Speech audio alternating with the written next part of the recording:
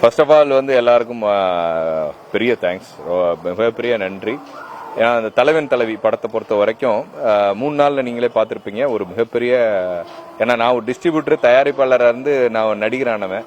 So அதனால ஒரு படத்தோட வெற்றி அப்படிங்கிறது எவ்வளோ முக்கியம் அப்படிங்கிறது நம்மளுக்கு தெரியும். ஸோ மிகப்பெரிய ஒரு சக்ஸஸ் கொடுத்துருக்காங்க. ஸோ ஃபர்ஸ்ட் ஆஃப் ஆல் வந்து மக்களுக்கு எல்லாத்துக்கும், ஆடியன்ஸுக்கு எல்லாத்துக்குமே என்னோட மனமார்ந்த நன்றியை தெரிவிச்சுக்கிறேன். இன்னைக்கு திருநெல்வேலி வந்திருக்கேன். ஸோ ராமுத்ராம் சினிமா வந்தேன். அவரை அடுத்தடுத்து தேட்டருக்கு போகிறேன்.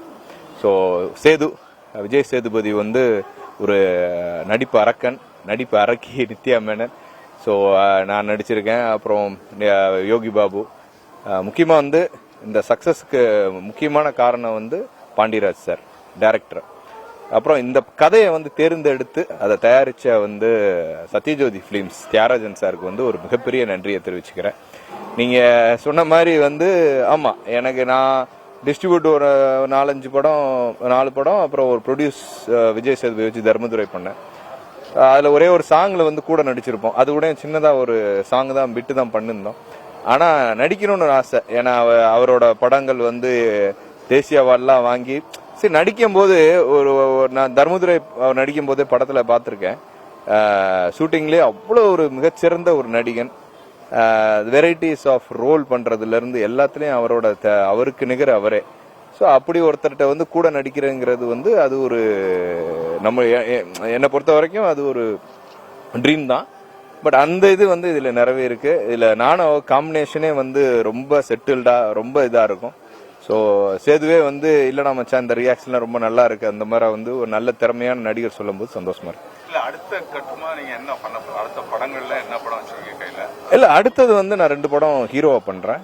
ஸோ அப்புறம் வில்லனா பண்றேன், ஹிந்தியில ஒரு படம் பண்றேன், 4 படம் பண்ணிட்டு இருக்கேன். இந்த குறிப்பா பாத்தீங்கன்னா சிறிய படங்களுக்கான திரையரங்கம் கிடைப்பதுன்னு சொல்லி பல தயாரிப்பாளர், நீங்க ஒரு தயாரிப்பாளர் கூட ஒரு டிஸ்ட்ரிபியூட்டர் கூட அப்படி இருப்பதா நம்ம அப்படியே நான் 365 படங்களுக்கு மேல என்ன வெளியே கொண்டு வர முடியாத சூழ்நிலை இருப்பதாகவும் தயாரிப்பாளர்கள் தெரிவிச்சாங்க. எப்படி நீங்க பாக்குறீங்க? இல்ல நம்ம 17 வருஷமா நான் டிஸ்ட்ரிபியூஷன்லயும் ப்ரொடக்ஷன்ல இருக்கேன். நம்ம நல்ல படங்கள் வந்து பெட்டியில இருந்து வெளியே வந்து அது ஜெயிச்சிருது. இப்போ இதுவா இருக்கட்டும், நம்ம ஃபேமிலி டூரிஸ்ட் ஃபேமிலியா இருக்கட்டும், அந்த பார்க்கிங்கா இருக்கட்டும், எல்லாமே ஒரு சின்ன படம் தான். பட் நல்லா சக்சஸ்ஃபுல்லாகி 70-80 கோடி பண்ணியிருக்கு.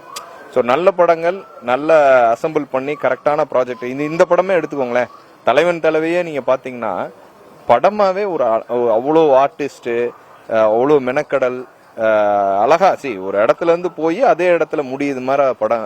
அது எவ்வளவு அழகா பண்ணிருக்காங்க.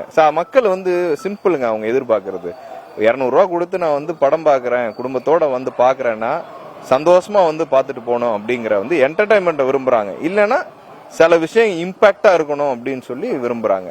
நம்ம என்டர்டைன்மெண்ட், பாண்டியராஜ் சார் வந்து என்டர்டைன்மெண்ட் கொடுக்கறதுல கில்லாடி அவரு.